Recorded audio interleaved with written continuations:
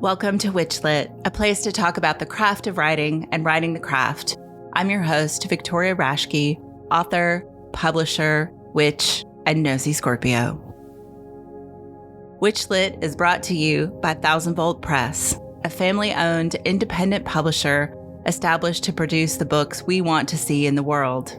Titles including Changing Paths by Yvonne Aborough, Conjuring the Commonplace by Lane Fuller and Corey Thomas Hutchison, A Death in the Dry River by Lisa Allen Agostini, and my most recent book, Verona Green, can be purchased directly from thousandvoltpress.com or wherever you buy books.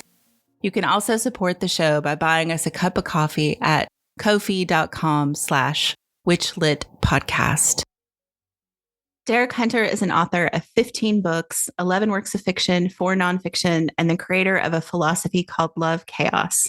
An occult practitioner, a proud dad, someone who helps those struggling with addiction, criminality, coming out of prison, in a therapeutic community and reentry program in Los Angeles, and a general seeker after the variety and depths of existence. Anonymous Agnostic Antichrists, Passionate Pilgrims, and The Human Drama Part 0, The Fool, Frank Francine Fontaine are 3 of his most recent works, released late 2023 and early 2024. Mr. W.H. will come out later this year on December 5th, an alternative novel to Anonymous Agnostic Antichrists, as both books present different possibilities regarding the Shakespeare authorship question. The Human Drama series began this year with The Fool, and the remaining 77 stories will continue next year, it being a 20-year project with 78 short stories for the 78 tarot cards. Derek Hunter, welcome to WitchLit. Thank you so much for having me on here, Victoria. Much appreciated. Yeah, thanks for reaching out. And, I always like to remind people when folks reach out to me that is a possibility. Like, I'm open to folks contacting me to be on the show. You don't have to wait for an invitation.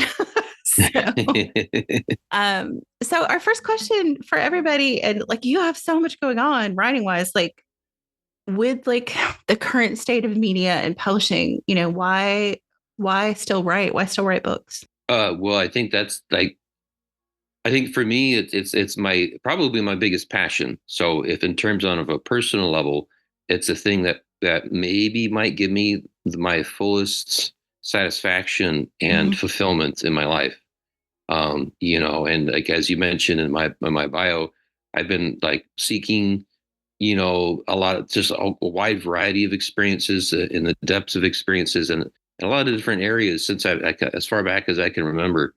And there's been so many kinds of experiences with other human beings, spiritual experiences, non-spiritual experiences, and just struggles, tragedies, triumphs. And I'd say that like in the midst of all those different kinds of experiences, that the one thing I can keep coming back to on a personal level is my writing, and it's like, it's something that I always can know is there for me, that I will find some fulfillment that's consistent, and I feel like that to me is like on a personal level is an enormous reason why I continue to write. Yeah. And then in terms of outside of my own personal reasons for writing, I think that there's just so many different ways to express ourselves. Like we can express ourselves through filmmaking, which I did in my teens and my 20s. I was a filmmaker, made some films, but also we can express ourselves through dance. We can express ourselves through painting, through all these different forms of communication and artistic expression. And I feel like that for me, it was I love so many great authors of the past, and I really wanted to keep the kind of like that hunger, that depth, that desperation for literature alive. So while I did create my own philosophy of love chaos, most of my work is exploring literature. So literature is something for me, I feel like that needs to continue to be preserved and prize experimentation in language and storytelling in the tradition of past people, like James Joyce or La Tremont or Arthur Rimbaud, and there's just so many different, or Samuel Beckett.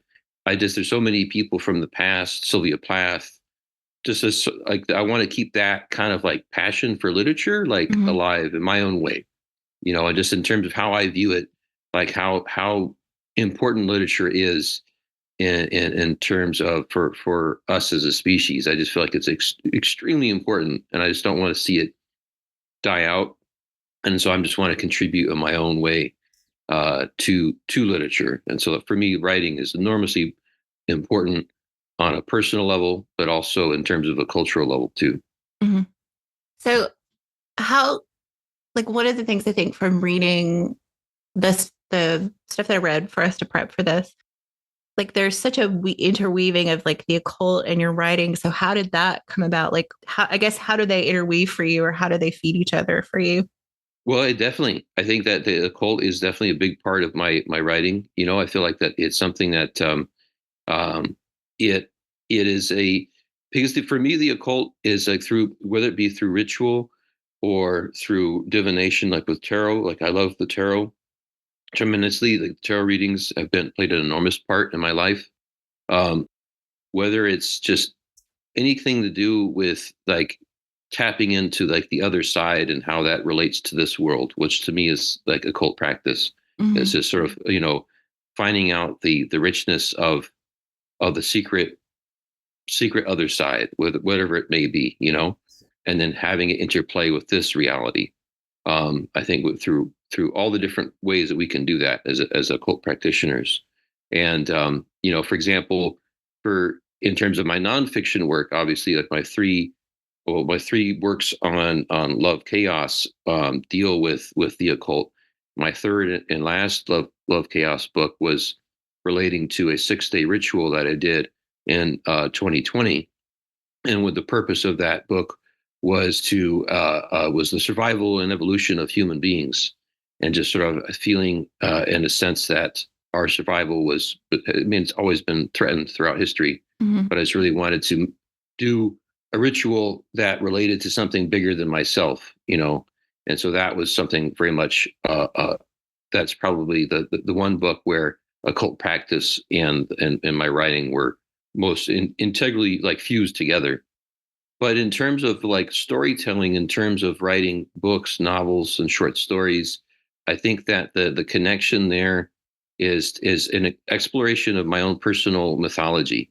So I feel like for a practitioner, and I talk about this in my Love Chaos books too. It's very important to have one's own mythology.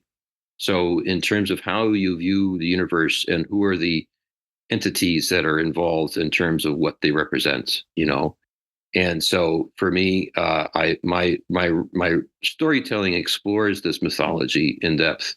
It would be kind of like very similar. I think that the closest thing would be looking at, say, the writings and the art of William Blake. So William Blake created his own mythology, and you find it in his writing and his paintings. And so a lot of my writing, it has my own personal mythology, or Austin Osman Spare, his own mythology is in his writing and in his paintings as well. So I feel like that for me, in terms of literature, it's most definitely connected to my own occult mythology. In terms of practice, there are some rituals in my books and my stories for sure, but the rituals are more closely connected to my love chaos nonfiction books. But yeah, definitely that personal mythology is extremely important, I think. Yeah. I think it's interesting what you said about like wanting to do, working that bigger than yourself. Because I think this is an interesting conversation going on right now, and like witchcraft and occult spaces about have we turned it into just like very fancy self-care instead of like kind of working for the betterment of humans. So do you want to kind of expand on that? Because I think it's an interesting idea. Sure. Well, I mean, that was so like for up until 2020, all the rituals that I had done for those last 10 years were all very much about my individual development, right? And individual things. Like I struggle with addiction. I was massively enmeshed in a really bad, unhealthy lifestyle, addicted to heavy drugs, hard drugs, and Mm-hmm. alcohol. So I was doing rituals when I was in that lifestyle, but then I also used magic to get me out of those addictions. Like every Mhm. addiction I've ever had, to hard drugs, to alcohol, cigarettes, I use rituals to get myself out of that way of being, right? And so I wanted in 2020 to do something bigger than myself. I just felt like occult practice is so powerful, and even though even on an individual level, there's something I think very therapeutic in terms of wanting to have concern for something other than yourself, and using our magic, using our practice for something bigger than ourselves. So obviously that's like in that 6-day ritual that I did was very like ambitious, and how am I who am I to presume to want to help human beings survive and evolve? But I think there's something very valuable there for us to want to do something for our species. I think there's something valuable to want to do for animals, for this planet, for maybe for outside even this planet, for other forms of existence outside of this into the universe. I think we can do rituals for so many different reasons, and I think it doesn't have to just be about ourselves. Oh, Sorry, the hello. podcat made his presence known. Um, no, I think that makes sense to me. Like I think it is, I think part of our nature to want to be in community, and part of that is looking Yeah, at, like, absolutely. examining what that means, what community actually means. Like how big are you willing to think about what that word means? Absolutely. Right. Like just like your friend right there, And definitely I think an extension of our loved ones can extend beyond human beings for sure. Mhm. And the emotional connection that we can have with other animals is enormous. Yeah. It's huge. And I think that empathy, I think that's a thing with, I don't, I think empathy can be an enormously powerful tool for transformation. It doesn't have to be seen as some kind of like weak thing, like I guess Mhm. there might be some practitioners who are like into power and money and success and all this other thing, and they view things like compassion and empathy as somehow weak or something. I think it's actually the opposite. I think that empathy, compassion, and understanding are enormously powerful, and we can use those for rituals as well. And Mhm. I a lot of my writing too. So like a lot of my writing can be very dark, and deals with a lot of pain and anguish, and the characters and the stories have their struggles. But I always like, for me, I always want, and I want it to come out naturally through the narrative and not force it.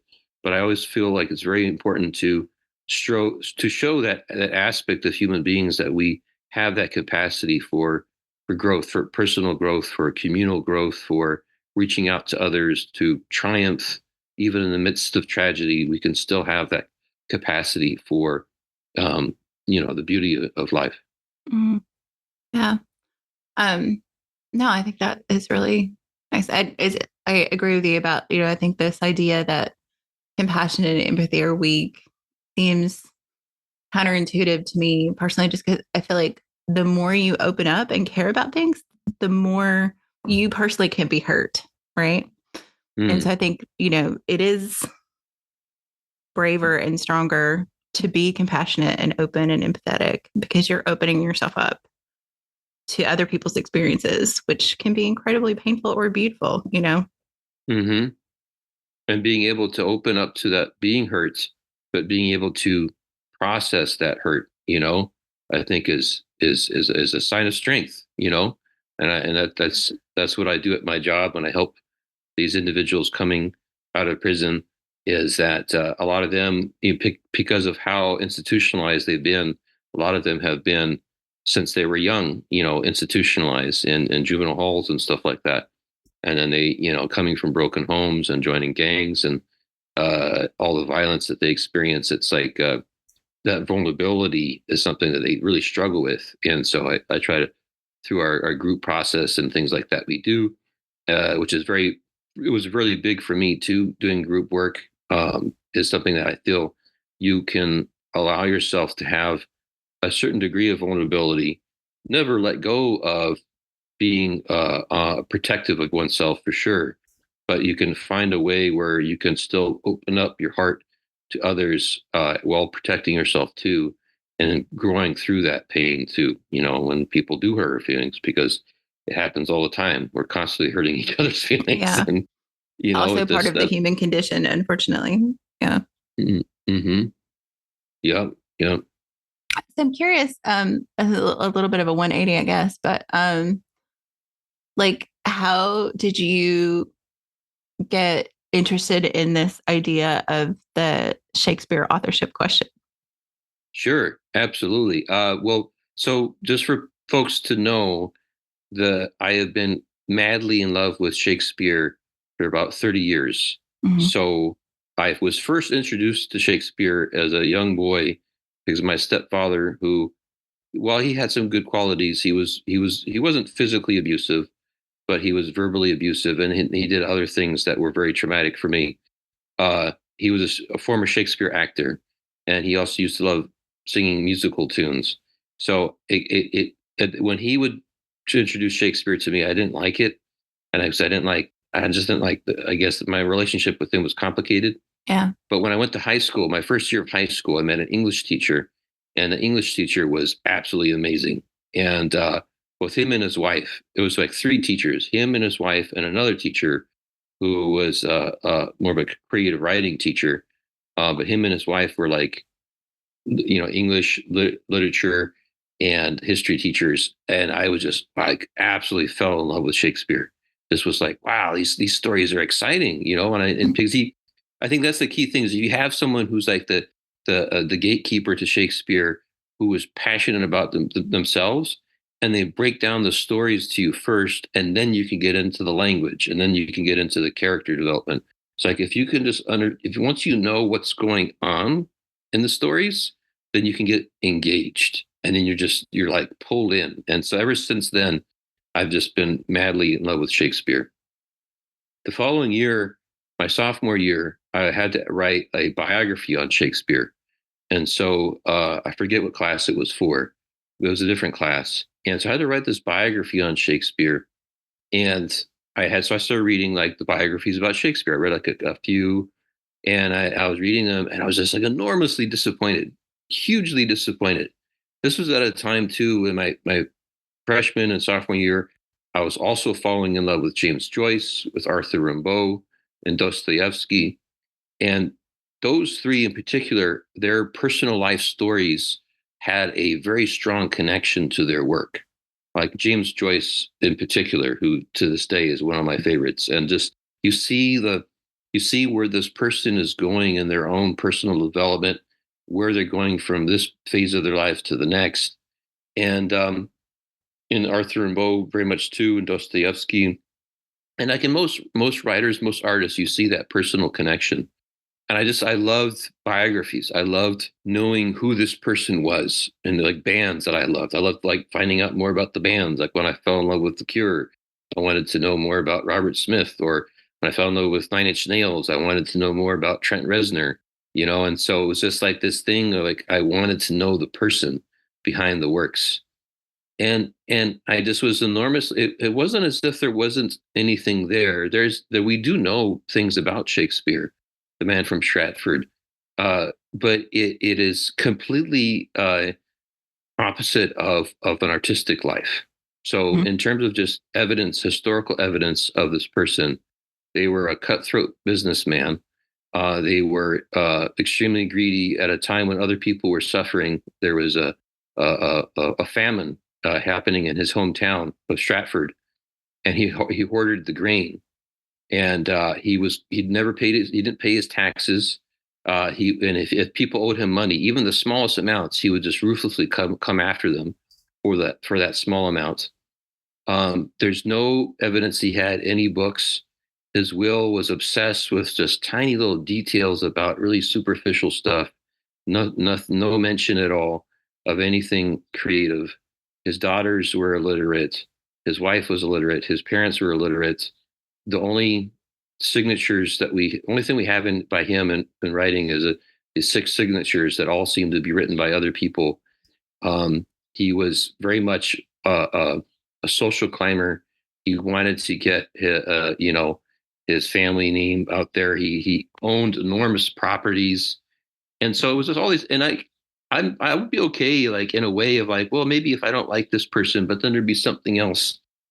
And the thing about it was that at the time, there's actually evidence of like these other authors at the time where they actually had like a quite a vivid a creative life. There was a lot of back and forth between authors, a lot of competition between authors. A lot of them would be making fun of each other or putting each other down or something. There'd be something there. Some of them would dedicate, works to each other.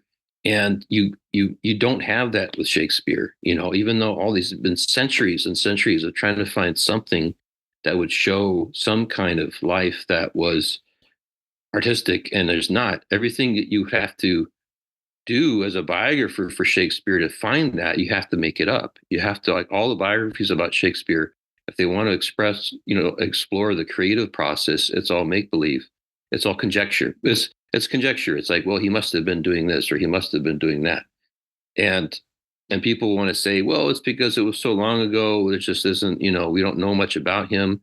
And that's not true. Like there was people at the time where we have a paper trail of a creative life. And even if you go back further in time to Dante, to the early 14th century, around the early 1300s, you see Dante writing his works, and there's a strong personal connection between what he was writing and his own personal life. So it's not that it was far back in time. That's why we don't have any evidence of a creative life. It's just for me personally, I just don't think he had anything to do with the creative process. I think that his name was being used, which was the case in those days. A lot of people were using others' names, and it was something that. So from that point on, it was like a 30-year search to like, well, okay, if it wasn't Shakespeare, then who was it? You know, and that's what took me down this long rabbit hole of trying to find out who the person was, and that was a whole long journey of just reading, talking to people, going to lectures, getting into many debates and arguments with people, and changing my mind like thousands of times, and the story that I wanted to write changing thousands of times because I changed my idea of who it was. Mm-hmm. But I had a deadline that on December 5th of 2023 I would publish the book, and it would be a work of fiction because I just didn't feel like I wanted it to be a nonfiction work. I wanted it to be a story. So by December 5th of 2023, and I picked that date because it was the 400th anniversary of the publication of Shakespeare's first folio in 1623. Yeah. So we don't know exactly when it was published, but there's a record for the first sale to a young antiquarian named Edward Daring. On December 5th, he wrote down records that he bought two copies of the first folio. Both are extremely expensive, but one like the most expensive, and then the second version of it was less expensive. But he bought two copies on December 5th of 1623, and so the story basically explores how those plays, how those poetries were written from the perspective of one main character, Thomas North, but that he had also a lot of collaborators who helped him along the way, like I would say, 24 other authors who helped him to write those plays and poetry. And so I published that last year on December 5th of 2023. Yeah, and reading, like I said, I read a pretty good chunk of that, and I just wanted to kind of dip into as many of their things as I could before we talked. But one of the things that I hadn't thought about, and I mean, I've always kind of wondered about the Shakespeare question, just because where there's smoke, there's fire. There's just been this discussion forever about Right. the authorship, right? So it's like there's probably something there, but I had not thought about the court intrigue aspect of it, about the writers who were doing the plays just for the courts. Oh, yes. Just for court, and that there was this whole like kind of writing community around that, and that would have been part of it. I mean, it was such a volatile time politically So it makes sense that they would have wanted to set, because a lot of Shakespeare's plays are political, or the plays that we think are Shakespeare plays, I guess, in context of our conversation. But there was so much political intrigue in them. You probably did want to cover your butt. Right. Well, I mean, it was just not the thing to do. So, like, there's this one play called Gorboduc, which was written by Thomas Sackville and Thomas Norton, and they wrote it in the early 1560s, at the early stage of Queen Elizabeth's reign. And it was a court play. And people should keep in mind that public theaters were not created until the late 1570s. So I think it was like the first theater was called the theater, and it was like 1577, 78, around that time. So plays were all, private performances. They were meant for the courts, or the inns of court for the legal world. And so they in it you did not, as a courtier, like a member of the court, Queen Elizabeth's court, you just did not put your name to things like plays or even poetry. Like you wouldn't give it to the public. You wouldn't publish it to the public. It was just not something that you did. It was like a social thing. So, like, for example, so that play Gorboduc, it was published in 1563, and Thomas Sackville he was enormously angry at the people who did it, who took his play that he did with Norton, and he was very angry that it was published, because that was just not, it wasn't his. He didn't want it to be published. He didn't want his name associated with the play. He was a statesman. He was a political maneuverer. He was in that world. So there was the element of the social aspect of it, like just not being something you did, because then people look at you kind of weird, like, what are you doing? But then there was also the other element that you're talking about, which is the dangerous element in terms of who you might offend. So that was enormous back in those days. You had to be very careful, not just to offend the queen, but then you had to be very careful not to offend anyone else who had power, right? Any aristocrat who got offended by it. There's a lot of people who were on the lookout to make sure that they were not being, made fun of or satirized or criticized, or, so the authors were, when they were writing the plays for the public theaters by the 1580s, everything was anonymous. The most famous at the time, not now, but famous at the time, and the most popular play at the time was a play called The Spanish Tragedy. And we now know it was written by Thomas Kidd. But at the time, and all the many different times it was published, and all the many times it was performed, it never had an author's name attached to it. It was always just an anonymous play. And that was from during the late, when it was first published in 1592, all the way up until when the Puritans closed down the theaters in 1641. It was the most popular play during that time. So during the Shakespeare period, after the Shakespeare period, before it, like, this is the most popular play. And so it was just like, you had to be very careful, because you could upset certain people, and you had to be very mindful. And then also, too, the aristocrats themselves used the plays too. So the Earl of Leicester, who was Queen Elizabeth's favorite person, probably lover, they were probably most likely lovers, and he really wanted to get married to her and become her king, right? And so he used plays to help promote his agenda. So sometimes that would be like, so the playwrights would be used to promote a political agenda of that aristocrat. And then he might want the playwright to introduce criticisms of his enemies at court. So there might be a character that might be making fun of somebody else, like the Earl of Oxford or someone else, So there was just like a lot of, so authors are very careful for those two reasons, for the social reason, and then also to protect themselves. And I really think when you start seeing authors' names attached to plays and to poetry in the 1590s, one of the reasons was that the authorities wanted to know who wrote what, so then they know who to punish. Right. So if they know so and so Ben Jonson wrote this play, they're like, okay, we're going to go after Ben Jonson and torture him until and he tells us which aristocrat told him to write this play. And so there was a lot going on at the time. There was a lot of tension, there was a lot of tension between the Catholics and the Protestants. Mm-hmm. People's lives, people were being killed for writing or saying the wrong thing. So Yeah. people had to be very careful. I would say Elizabeth didn't hesitate to send people to the tower. Like that was not. Right. Well, she did a lot of great stuff, but she did a lot of bad stuff too. And speaking on that, there was a guy. His last name was Stubbs, right? And he wrote this pamphlet, and he was reading it out in the streets of London. That he was so upset that she would even consider marrying a Frenchman.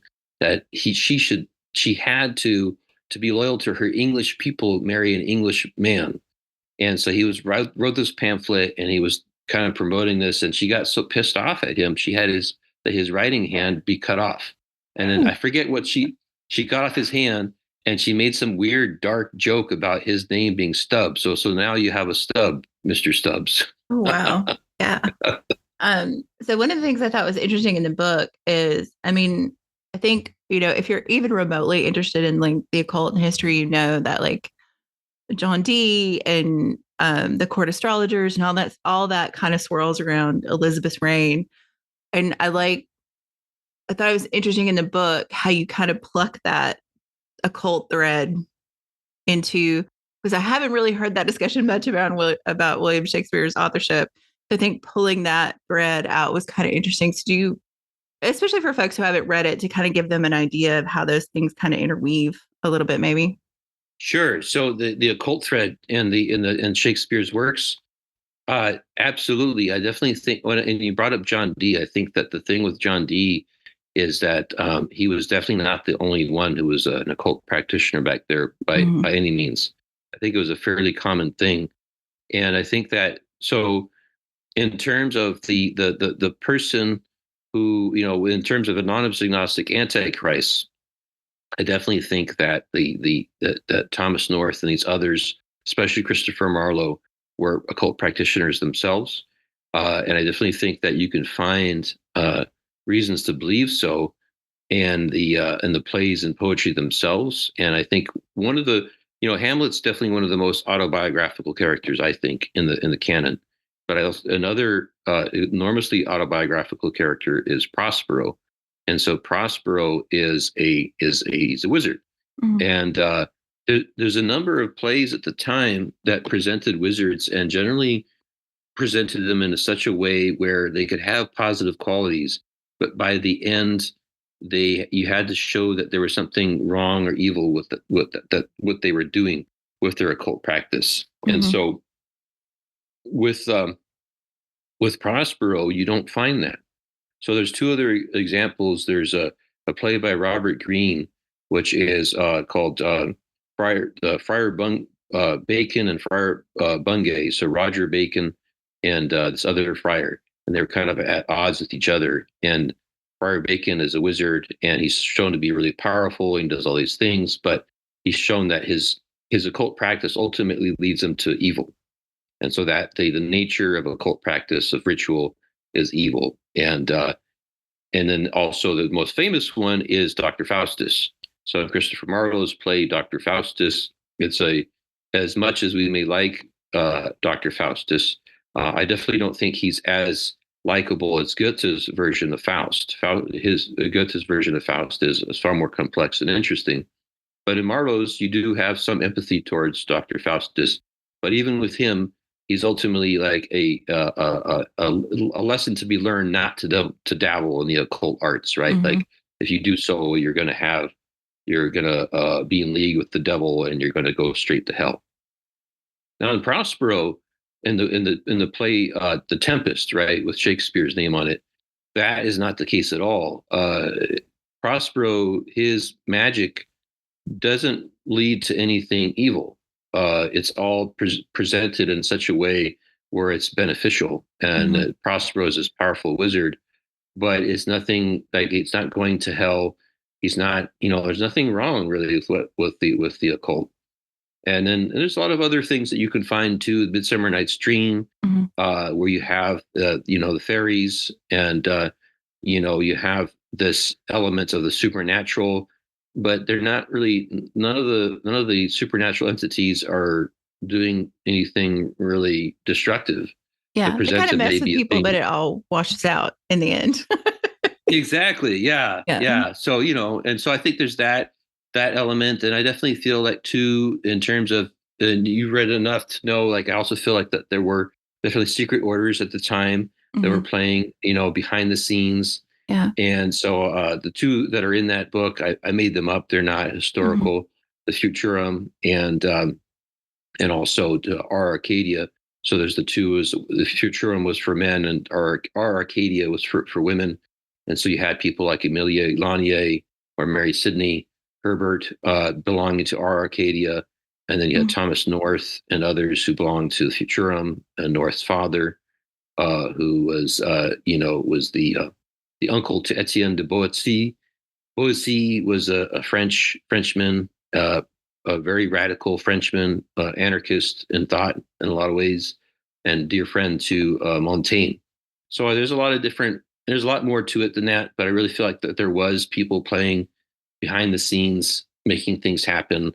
Um, there's this for that time. People have to understand the majority of plays were lost during that time. There's a lot of authors who were lost. We don't. There's probably many playwrights who were working at the time we don't know of. Hmm. A lot of plays were lost, and so the Shakespeare canon was preserved. And I think that there were people who wanted it to be preserved. And in my book explores it that they were more of a progressive nature, and they felt that the Shakespeare canon was sort of a response to I think, in terms of the uh, reactionary religious institutions, machinations.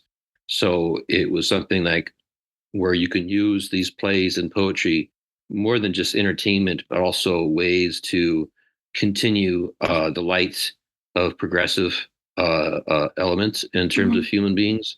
I definitely feel like that the Shakespeare canon, the plays and poetry, um, prizes that element, and it's kind of in response to the darkness and the evil of, I think, a lot of religious teachings. Hmm. Yeah, I know I was thinking about two things.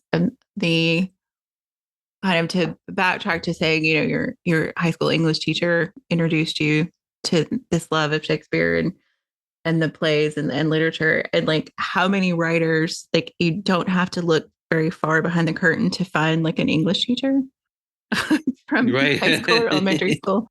And just that idea that all of this that you've talked about like came from that, that encounter in high school with a teacher who loved Shakespeare. And then also just this idea of how when you start to like look at all those layers of what was going on at the time, like with how plays were produced and like this moving to the public and becoming a public entertainment and how that changed from the court entertainments. And just this idea that we have that, Shakespeare, those plays that we think about now as like these great works of literature were like at the time public entertainment, like going to a movie. They weren't that. And I think that's why, when people are like, well, how did we lose all this stuff? It was like, because it was like the BBC erasing early television. Nobody thought anybody would care about what happened to these things. So the things that we do have, either by design, like you're talking about with the folio, or by happenstance, mean more in our context than they probably did in their own context in some ways. Absolutely, yes. I think it's an extremely important point to make, because I think you have to look at in terms of historical perspective. In terms of now, we see like here's Shakespeare on this enormous, pedestal, right? The highest creative pedestal you could possibly imagine. Like nobody can read Shakespeare. Well, that's not how it came to people at the time. Right. It wasn't served like these plays and these poetry wasn't served like here is this greatest work of art, that to match what they did in ancient Rome or ancient Greece. It wasn't presented in that way. It was like the public theaters in particular were associated with the lowest possible elements to society. Mm-hmm. You had just enormous criminality going on, from thieves to vagabonds to prostitution to just all kinds of varieties of crime. It was the lowest dregs of society. Mm-hmm. But it was weird because you had like it was associated with like the bottom of society, and yet there was this great poetry that was being introduced to the public. And so it's important to know that most people in those days were illiterate. Most people didn't know how to read and write. That was like the common thing. So I think that the people in power, like Elizabeth and her men and others, wanted to educate their people. They wanted to educate their people and also to develop the English language in such a way to make it just as important as the continental languages, just as important as French, just as important as Italian, just as important as Latin, or as Spanish and other continental languages, to make a name for themselves. Right? It was really important for English language to be known. So, and also, I think like Elizabeth was very much about educating her people because so many of her aristocrats were still Catholic. So she needed to have support.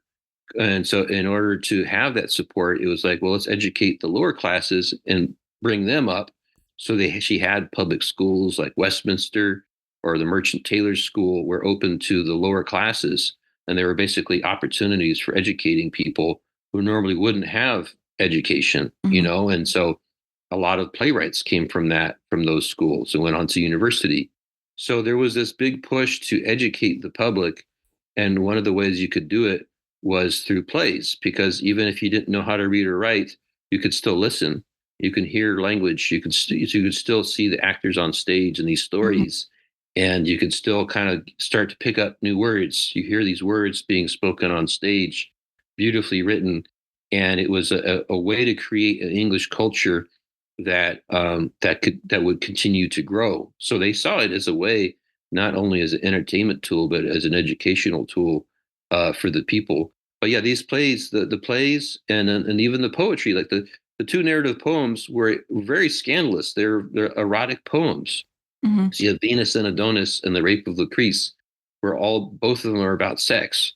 And so it's they weren't they weren't coming at people from like this like, here's this great work of art to be used, that's okay for it to be in a church, right? Like, no. Mm-hmm. Like these plays and these poetries, they had nothing to do with religion. They had nothing to do with Christianity. They were, quite yeah, they were very earthy, scandalous, sexy, entertaining.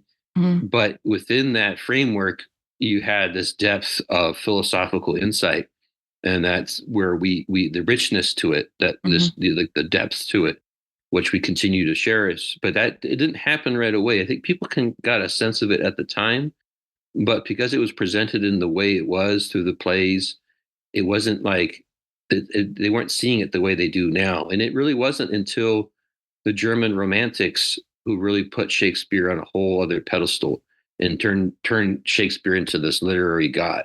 It Mm-hmm. wasn't until Goethe and the other Germans that were like, these romantic poets were like, wow, Shakespeare is like the best. Yeah. Up until that time, it was like people liked him and appreciated him, but it wasn't, the pedestal part didn't happen until a couple hundred years later. Yeah. So I guess this is maybe kind of a strange question, but like in thinking about that and like Shakespeare's work at the time, or things attributed to Shakespeare, and where that is now kind of in public esteem, like does it make you think about like the longevity of your own work? Well, I think that for me, I think it's really important for all of us to think about, not just in terms of where we are now, but what we're going to leave behind. Mm-hmm. And so I think that's really, we want to affect the present day as much as possible. But I really feel like we should think about whatever we create, whether we're artists or scientists or in the field of law or in politics, we should really think about the future. Like, what Mm-hmm. are we leaving behind? What did we do in our life that we can feel proud of on a personal level, but then also too how it can affect human beings in terms of our development. Like, how can we help to further our progress, so for me, like as a writer, I try to do my best, and I really want the works to last after I die. That's very important for me, because I feel like that is, I'm not chasing after book sales. I'm not chasing after being a super popular writer, like that to me is not important. I really want to make a mark as much as I can as an author while I'm alive, but I probably even more so is just in terms of thinking of how can my work live on and create some kind of mark in the future, if not more so than today. Mhm. So posterity, I think, is really important, like on so many different levels. I think we think it's good to think about what we're going to leave behind and try to leave behind something that is really as meaningful as possible. No, that makes sense. Well, um, yeah, I feel like there's just so much like we could go deep on. We do try to keep the podcast to an hour. So, but I did want to give you we have a little game of chance question at the end, and we'll get to that. But before we do, I wanted to give you an opportunity, maybe in that vein, a little bit what we were just talking about, to just kind of tell people where they can find your work or more about you or how you would like people to engage with your stuff. Sure. Yeah. Well, definitely the best place to go would be my website, which would be love-chaos.com. So love-chaos.com. All my work is on there. And also I'm most active on social media, on Instagram, and also on Facebook. There is a Love Chaos Facebook group that has about 1,500 members to it. And so there's a lot of activity on there. Those are the two places that if you're on social media would be that Facebook Love Chaos group, or Mhm. you can find me on Instagram, and both of them are on that website there. And in terms of what I have coming up to look forward to, so that book, Anonymous Agnostic Antichrists, being a hardcore agnostic, I'm all about possibilities. So that theory that Thomas North and these other people who wrote the Shakespeare canon, I'm actually writing right now as we speak an alternative novel, which takes Francis Bacon's older brother, Anthony Bacon, as the true author of the plays and poetry with Shakespeare's name on them. And so it'll be following his life story from birth until death and having him being the true author of the work. So I'm currently writing that.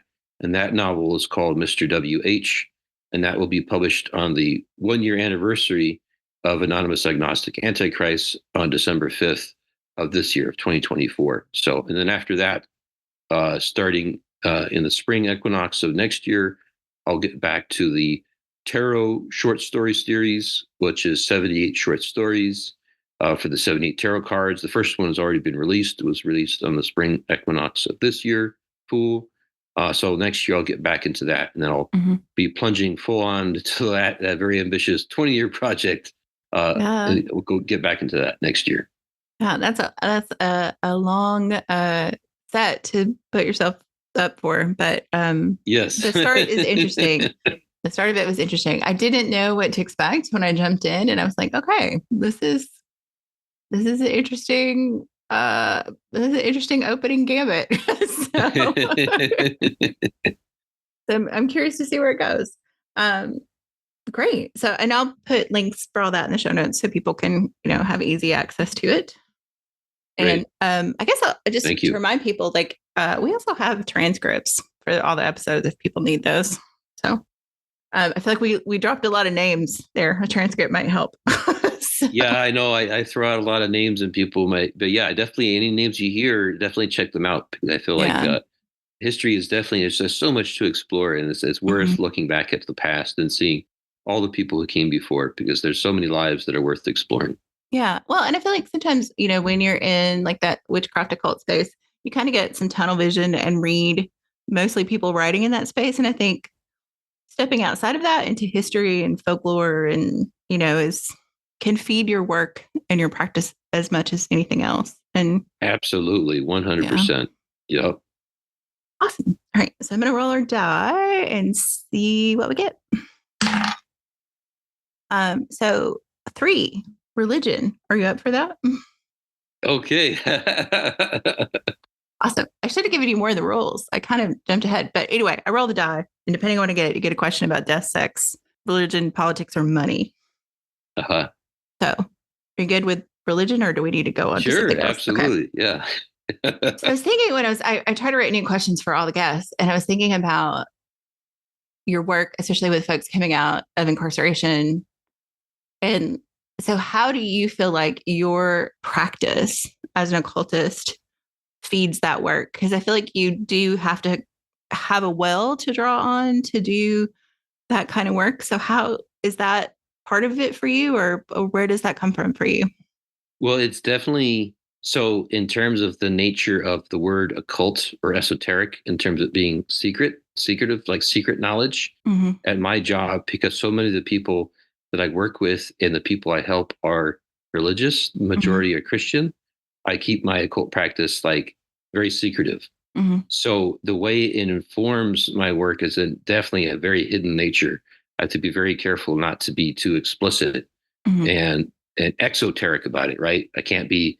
They can go on and praise Jesus and all this other stuff and so forth, right? Mm-hmm. And it's that sort of Christian privilege that you know it's a lot less so these days, but I mean it definitely was a lot more so before. Mm-hmm. But but that's what it is. So I have to be very careful with what I say. A lot of them do know that I do have my occult practice. I'm interested in that, and then they know my name. So then they go and look up my works on Amazon, and they can see like, oh, okay, what's this stuff? Yeah. But it definitely my occult practice definitely informs my work. So for me, it's very important that the love that I have for other human beings is also it comes from a place of a certain degree of protection and power for myself. So the work that I do with entities, my daily practice, a lot of it is very important on a protective element. So when you're going into an environment where people coming out of prison, coming from a very traumatized life, you've heard the word, hurt people hurt people. Yeah. So we've heard that phrase, hurt people hurt people. So a lot of these are ex gang members I'm dealing with. People, some of them, quite a few I've worked with have killed people. So you coming from a brutal, very brutal, institutionalized environment such as prison. So for me, what's really helped me a lot is to for my work, my occult work, to empower myself, because I have to feel a certain degree of power Mm-hmm. in that environment, because so to balance the compassion, to balance the empathy that I have for these men coming out of prison, working with them, because I have to be. I can't. Not. It's important to show vulnerability, but I have to be protective of myself too at the same time, because it can be a very challenging environment to work in, very challenging work. But a lot of my occult practice is not only just about helping myself, but it's also about helping others. And I think that's my philosophy of love chaos, is that the main focus is love. That's, to me, is the ultimate expression is love.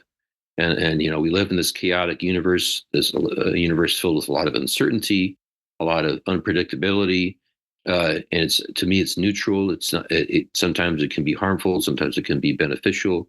So we just happen to live in that unpredictable universe. And in that environment that I work in, that campus I work in, 150, no, 180 of these men and my coworkers too. There's just so much unpredictability, so much just like you can't be just stuff just happens out of the blue, right? And Yeah. you just have a lot of traumatized people bouncing around. So just being okay and knowing to work within that uncertain paradigm, but focusing on love. So that has helped me tremendously in the work that I do, where I work, and just in my life in general too. It just helps me a lot. Mm-hmm. Do you feel like the opposite has happened to you? Like your work has like then impacted your practice?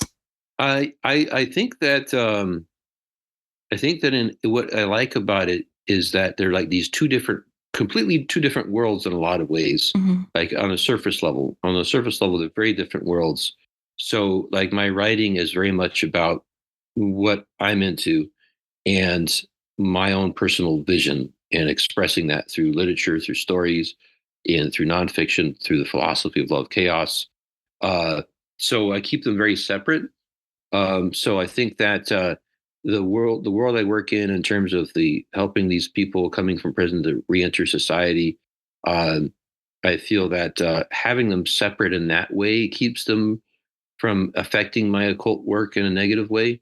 Mhm. I don't feel that I haven't experienced. I've definitely had experienced negative reactions to my work, and people have been very critical of me and over the years of my work, and not liked my work.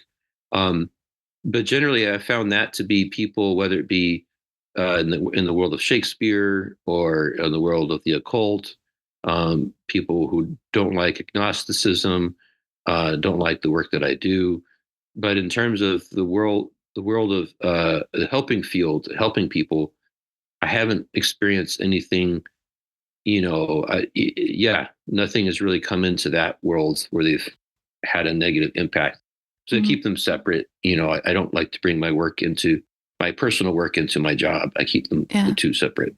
No, that makes sense. Yeah, I was just thinking about what you said about, criticism of your work. And I think it's one of the things that I think coming to writing or to publishing, I guess, really, because I mean, you can write forever, no one else see it. But coming to publishing and putting yourself out there, like I think that um it can be a challenge, especially like with maybe the first thing you publish, to realize that there are people who are just going to hate your work and they're going to want to tell you about it. And I think that can be a challenge for newly published folks. Is there it's kind of a left field question from religion, but I mean, how do you deal with the criticism? Yeah. Well, I mean, I've even had some death threats, so it's like, Oh my you know, gosh. yeah, I know it's, and I've actually, and even recently, uh, the one of the people who I thought was, well, I won't go into that, but there's somebody who, I won't tell who it was, but there was somebody who I thought was like really supportive of my work, and it really didn't, they really didn't like Anonymous Agnostic Antichrist because it didn't portray Thomas North in the way they wanted it to. Mm-hmm. And so that one was kind of hurtful because it was from somebody I kind of was hoping to have some more support from. But definitely when it comes from people who I don't know, even if it's like death threats, it's like uh, it hurts for sure. I'll be honest, it hurts. It definitely hurts, and I feel kind of like there's a bit of fear and too, like what the hell. But Mm-hmm. I think that it kind of comes with the work that we do. When you put your voice out there and you try to be different, you just try to express yourself in your own way. You're gonna upset somebody. Somebody's gonna take it the wrong way. Someone's gonna just see you as some kind of threat, and I feel like you just have to kind of just go with it. I think it's important to acknowledge the hurt feelings. A lot of people's anger comes from hurt feelings, and so I've struggled with anger throughout my life, and I've come to see that underlying the anger is just having my feelings hurt, by somebody. Somebody did something that was hurtful to me. So being able to process those hurt feelings, I think, is enormous, like on a personal level, but also as a writer, and just knowing that it's going to happen. It's going to happen, and just reminding myself that there are people whose opinions I respect enormously, who love my work. And so I think for a new writer just starting out, just know that you will find somebody. You will find somebody out there who is going to really love your work and appreciate your work. You just have, it may took me a long time. Like I had, for me, my own personal journey as a writer is I had enormous neglect and rejection over periods of like 3 decades, of just a long periods of just like, yeah, no appreciation at all. So I just hung in there. I guess I just was just hanging in there, and even to this day, my the level of appreciation of my work is still pretty minimal. But at least there are people I know out there who do like my work, and I think that helps tremendously. There were times where I got I was really in dark spaces in my head in terms of my own ability as a writer, and just and then when you commit yourself so strongly to something and no one's responding, it hurts. It really definitely hurts. But if you love what you do, just know, I think as a writer, that's just the path. It's just, you have to understand that's a big part of what the writer's life is about, is rejection and neglect. It's just part of it. Yeah. But keep going. Keep at it. Yeah. You keep at it, yeah. But yeah. Oh, in terms of religion, though, I don't know. Yeah, religion. So, like, would you say, like, in terms of religion, like, there's just so much to discuss there. Should I talk about it and how it relates to my own work? I mean, we're kind of wrap it up, but yeah, if you want to. Okay, sure. Yeah. Well, just so people know, like, I'm, as I've mentioned it already, I'm very agnostic, and I'm very much about embracing doubt. If there is any kind of religious tenet that I have, it would be that. My father, he wrote a play called Waiting for Amanda, and it's the last thing he wrote before he died. My biological father, in 2005, and I have that on my website. And he had this phrase in the play. It was called, one of the characters talks about a religion called the religion of many doubts. And when I created Love Chaos in 2014, which technically is a religion of agnosticism and love in a chaotic universe, that was a big influence on me. And I definitely find value in a lot of different religions, for sure. There's a lot of things in religions that I don't like and I'm very critical of. These Anonymous Agnostic Antichrists and the upcoming book, Mr. WH, both explore the historical aspect of the negative aspect of religion, in particular Christianity. So it explores how religion can be a very destructive force in people's lives. Yeah. Oh, but I love that, the religion of doubts, of many doubts. Yeah. I mean, I don't identify 100% as agnostic, but I always lean that way. Yeah, my dad was a great person. I wish he lived longer. He didn't get a chance to write and complete a lot of his ideas, but he was a huge influence on me, and he was agnostic. And it's a core of who I am, for sure. Awesome. Well, Derek, thank you so much for reaching out. Thanks for coming on the show. And I would encourage people to check out your work. I mean, you did say there are some dark elements, so I do want to let people know it is not a cozy read. So. Yes. Yeah, a lot of my work does explore very painful experiences, and Anonymous Agnostic Antichrist, it explores the lead character, Thomas North. When he was young, he had some very traumatic experiences, extremely traumatic. And so just to be on the lookout, a lot of my work does explore trauma. I am a victim of trauma myself, as a child, sexual abuse. And so something that I can relate to. It's a healing process. So I think that for me, exploring painful experiences is a cathartic act. And it's because when I didn't do that, I did the opposite. Hold that stuff in, it has to come out some way. So when I would hold it in, it would come out in unhealthy ways. Yeah. So I think by either talking about it in therapeutic ways or writing about it in stories is a very healthy thing. But yes, definitely, when you read my books, just be aware that there's some dark stuff, and my writing style is unusual as well. There's a lot of surreal aspects. I can see a lot of Joyce. I can see a lot of Joyce in your work. Yes. Yeah, Joyce and Rimbaud are huge influences on me, for sure. And Le Tremont too. Yeah. Yeah. Well, again, thank you, and good luck with all your work in both your mundane life and your writing life. Thank you so much. I really appreciate you giving me a chance to talk about all this great stuff here, Victoria. Yeah. Thank you. Thank you for being curious and open-minded. Thanks. WitchLit is a production of Thousand Volt Press and is edited by Julian Rashke. Our intro music is Cosmic Glow by Andrew Kay, and our outro music is Voices by Alexander Shanekar. Transcripts and all our previous episodes are available at witchlitpod.com, and you can follow us on Instagram at witchlitpod. Please help other witches find us by leaving a rating or review wherever you listen to podcasts. Thank you for listening to and reading WitchLit.